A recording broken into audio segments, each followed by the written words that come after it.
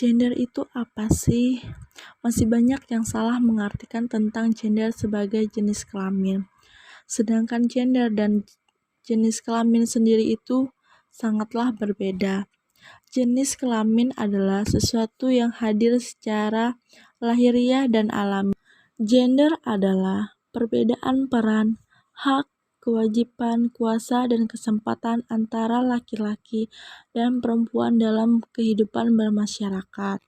Sehingga maraknya kesenjangan gender dan kekerasan gender terutama pada perempuan dan anak-anak.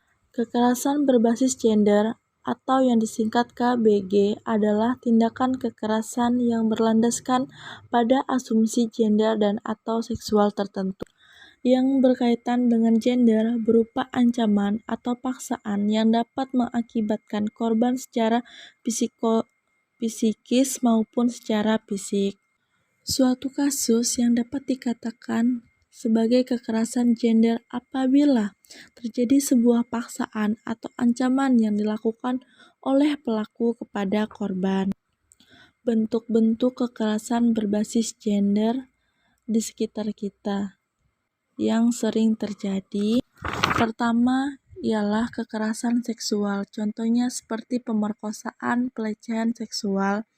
Yang kedua adalah kekerasan fisik, yaitu adanya tindakan yang mengakibatkan perlukaan atau rasa sakit yang dialami oleh korban. Yang ketiga adalah kekerasan sosial dan ekonomi, contohnya seorang suami yang menelantarkan istri dan anak. Yang keempat adalah kekerasan psikis ataupun mental. Dan yang kelima adalah praktik sosial atau budaya yang membahayakan, contohnya perkawinan paksa atau perkawinan di usia dini.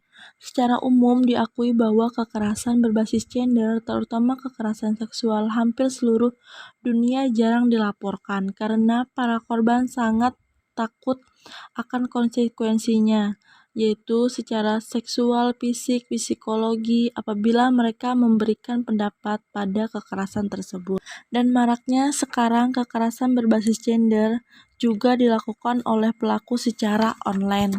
Kekerasan berbasis gender secara online yaitu tindakan kekerasan pada pelecehan seksual secara online, ancaman distribusi seperti foto atau video pribadi, kemudian pencemaran nama baik.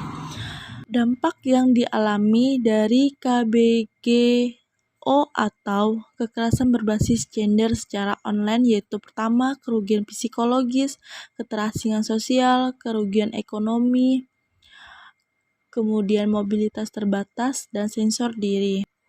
Apa yang dapat dilakukan saat menjadi korban? Yang pertama, kita melakukan dokumentasi hal-hal yang terjadi pada diri kita sendiri. Yang kedua, pantau situasi yang dihadapi. Yang ketiga, kita meminta bantuan atau menghubungi bantuan. Yang keempat, yaitu lapor dan blokir si pelaku. Kemudian, apa yang harus kita lakukan di saat mendampingi korban? Yaitu yang pertama, membentuk jejaring dukungan. Yang kedua, kita menceritakan kisah korban dan sebagai penintas kepada yang berwenang. Yang ketiga yaitu kampanye secara solidaritas. Yang berikutnya adalah pendamping memberikan penguatan baik secara psikologis maupun fisik terhadap korban. Karena hadirnya seorang pendamping dalam kasus itu membantu korban sehingga korban merasa memiliki sebuah harapan untuk meraih mimpi di masa depan dan melakukan aktivitas-aktivitas secara normal kembali.